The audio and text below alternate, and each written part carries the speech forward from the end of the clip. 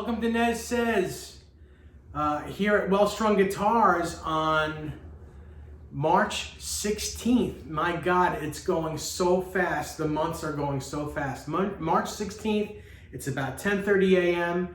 and I'm sitting here with my friend David Davidson, and we're talking about Guitar of the Week, episode number 2.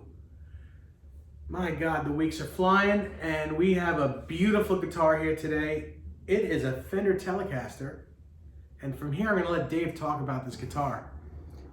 Hey, good morning, everybody. Thank you for joining us. This is a very unusual guitar. People who have seen a Rosewood Telecaster before, usually the first words that come to your mind are George Harrison. Yeah. The gentleman who constructed the original and these guitars was a gentleman named Philip Kubicki, who went on to form the Kubicki Bass Company. And the interesting thing about this particular Rosewood Tele is it's not actually Rosewood at all. This guitar was made for Fender executive and giant placeholder in Fender history, Bill Carson. Bill, as you know, was vice president of Fender and was very instrumental. See his pun in there? Very instrumental. He was very instrumental in the planning and the manufacturing aspects and, you know, some of the technology of the Stratocaster back in 1954. Well, when Bill first saw the Rosewood Telecaster being made for Harrison, he absolutely loved it. He thought it was such a beautiful look. All the dark wood together with the black pickguard made it a very, very handsome look. The only thing he did not like was the weight of the guitar, because Rosewood, as you know, can get very, very heavy. So he actually asked Phil if he could do him a favor and make one with a rosewood neck, but make it with an ash body and then stain it dark to look like rosewood. Mm-hmm. And he did a great job. But now the difference is now you've got a guitar that's lightweight, okay? And as Bill always had, a thin neck. You know, his playing style was a thin neck, so it was made with a thin neck, much thinner than all the other Rosewoods. And this guitar just sounds so unbelievable. I mean, I don't really know if it's just the wood combination or the fact that so much extra care and feeding was put into making this guitar for the big boss, but this is a wonderful instrument. And one of the great things about it is that, you know, you get great sonic balance, you know, between the pickups working within this wood, that sometimes the Rosewood guitars tend to be a little dark. Yeah. And that goes away here. And I think that people really love a Telecaster that. It's more Telecaster. Yet the Rosewood neck adds a whole different flavor.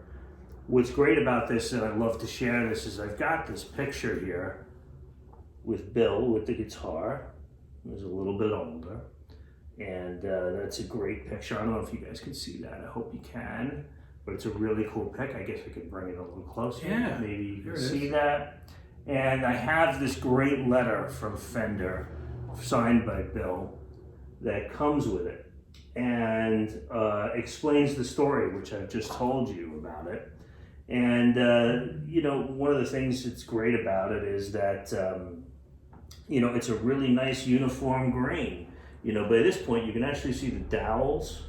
Yeah, I see. Okay, you know, because by this point they weren't using the pin nails to support the guitar during jig routing and stuff like that. So this is really cool, and it's got the maple skunk stripe and, you know, all the other CBS style appointments, but it's truly a one-of-a-kind guitar. You ever see anything like this?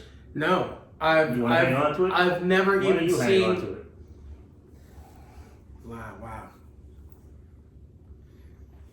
Wow, the neck feels great.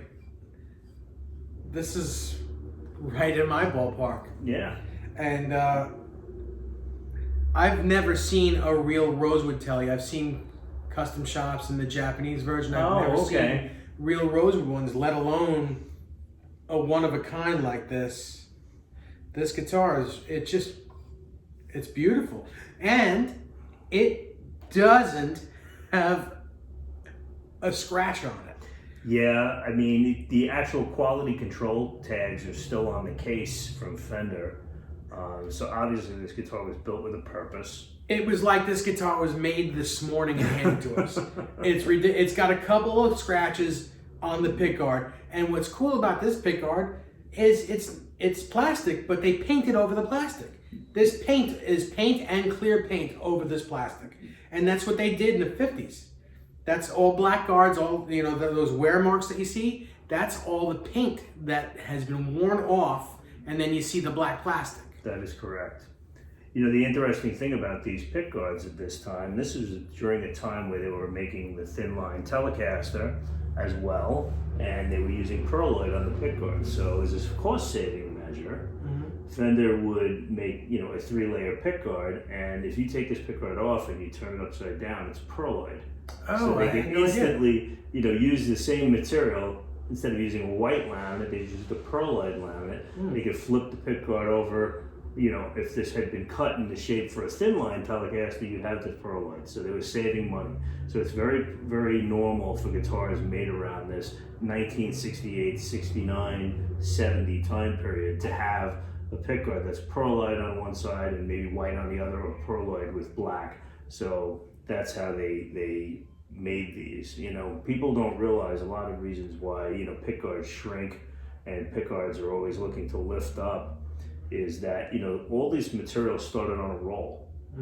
Okay, and then and you can say the same thing even about like back plates on bursts and pick guards. Sure, it all started as a roll. Okay, so picture this for a minute. You have a table and you take a poster and it's got a rubber band around it for a long time. It's rolled up, and you unroll it and you lay it out and you let go and it goes right back, right? Exactly. Well, that's what this plastic is still trying to do. They screw it down to try to keep it flat, but that's why they shrink and they roll up. I never knew that. That's a story. That's the first time I'm ever hearing something like that. Yeah, if you look at like the back plate on a gold top or a burst, if you hold it right in the light, you'll see striations or lines going in one direction. Yeah. That is because it was heated and forced straight. Those are they're not cracks, but they're marks in the finish to show how a roller can make. Now, is it the same thing for like the bell truss rod cover on a burst? Because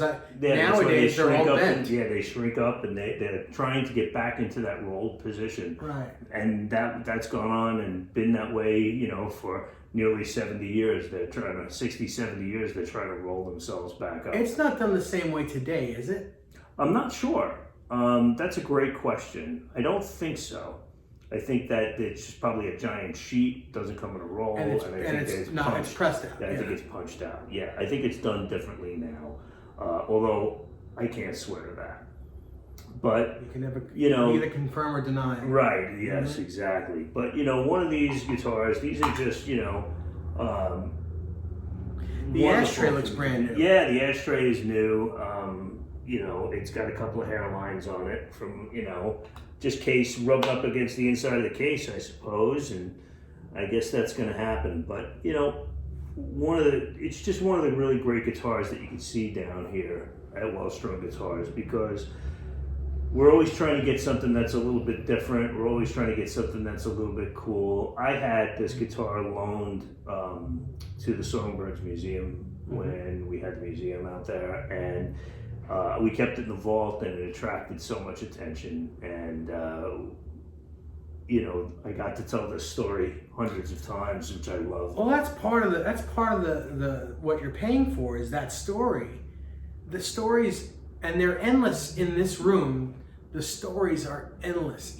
Almost each one of these guitars has a story that you go like, really? And you're paying for these stories. Well, of course you're paying for the guitar because the guitar is the first and foremost, but along with the guitar comes these stories, and then once you own the guitar, you own the story. It's amazing. You could tell the story, and people. I learned something new today, just with this guitar. With this one guitar, I learned a couple new things, and that's worth its weight in gold. Yeah, it's a pretty cool one. So we invite you to come down and check it out, and I'll leave you with Dave on this, and I'm sure he'll take you on out. Well, I want to thank David Davidson for allowing me to come here and do this every week. I want to thank him for putting the guitar in my hands, even, because a guitar like this, the less hands it gets in, unless you're paying for it, the better, because you don't want anything to happen to something like this. It is really like it was just made this morning. It has no scratches on it. The vibe is amazing. But yet it plays very well. It's it's got low action. It's not like it hasn't been played. It's set up to play. Yeah, it sounds wonderful. The action is right where I would want it. It feels great. The neck feels great in your hands. The guitar feels great in your hands. It's light. This is probably another 7-pound guitar. Awesome stuff. I am going to take some shots of these guitars so you can see it within this video. The room in here is crazy. If you walked into this room, you could sit in this chair and go like this and say, okay, I'm ready to go, God. I'm ready to go. Because, not that I want to cheapen anything, because I'm not, but you wouldn't believe most of these guitars, I'd say about 90%, if not more, they look like reissues. They're so clean. Everything is clean, and everything is from the 50s and 60s. And there might even be something from earlier. I don't know. I haven't been able to There look. might be a couple of 70s guitars. Okay, but vibey, really vibey. Really 70s. good early 70s. But I mean, every guitar, almost every guitar in here, you would think, nah, that's not real. That's a reissue.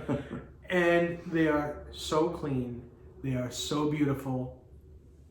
Come down here, Farmingdale, Long Island. What's the number of the? 439 Main Street. 439 Main Street, Farmingdale, Long Island. Come down, see David, see Paige when she's here, and just sit in a chair. And you don't necessarily have to play anything, but you know what? If you come down here, they are so nice. They'll put guitars in your hands. They may not do it all day for you, but they'll put some guitars in your hands, and it'll ruin you. Bring coffee. And bring your We're wallet. We're much more allowing your you active, to check and hang with the guitars when you bring coffee. That's right. Anyway, we'll see you next Tuesday. Thank you so much, David. Thank you so much. Of course, Dave. It's a pleasure. And always. this has been episode number 2. Take Bye-bye. care.